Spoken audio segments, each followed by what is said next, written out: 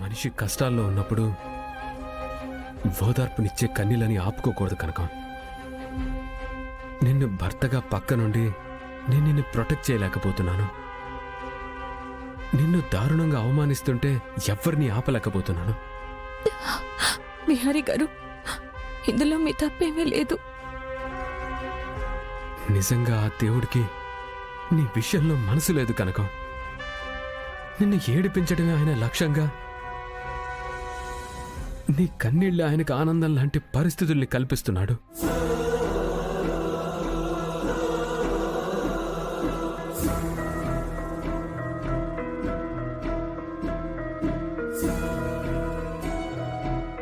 నువ్వు మంచి చేసినా నిన్నే అందరూ నిందిస్తున్నారు. ఎవరో మాకు చెడు చేసినా అందరూ నిన్నే మాటలంటున్నారు.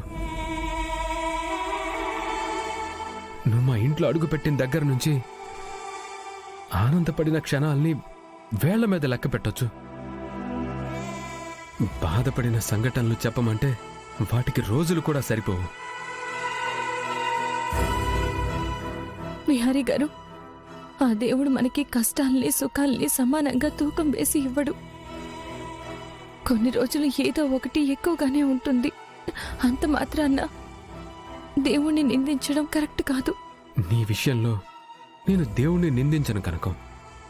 నా ముందుకొస్తే నీలా ఒక్కరోజు ఉండమని శిక్ష వేస్తాను.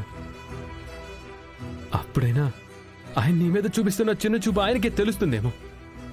నాకు అన్నిటికంటే యమునమ్మ ఏమీ మాట్లాడకపోవడమే చాలా బాధగా ఉంది విహారీ గారు. అమ్మకి అంతమందిలో అన్ని మాటల మధ్యలో నీతో మాట్లాడటం కుదరలేదేమో కనకం. కానీ నీతో అమ్మ ఖచ్చితంగా మాట్లాడుతుంది. యమునమ్మ నేనే తప్పు చేయలేదని నమ్మితే చాలు విహారీ గారు, నాకింకే బాధ ఉండదు. అమ్మ ఖచ్చితంగా నువ్వు తప్పు చేయవని నమ్ముతుంది కనకం. నువ్వేం బాధపడకు. ఎవరైనా మనల్ని ఇలా చూస్తే బాగోదు, మీరు వెళ్ళండి. కనకం, నువ్వు బాధపడకుండా ఉంటే నేను వెళ్తాను. నేను బాధపడను, దయచేసి మీరు వెళ్ళండి విహారీ గారు, వెళ్ళండి.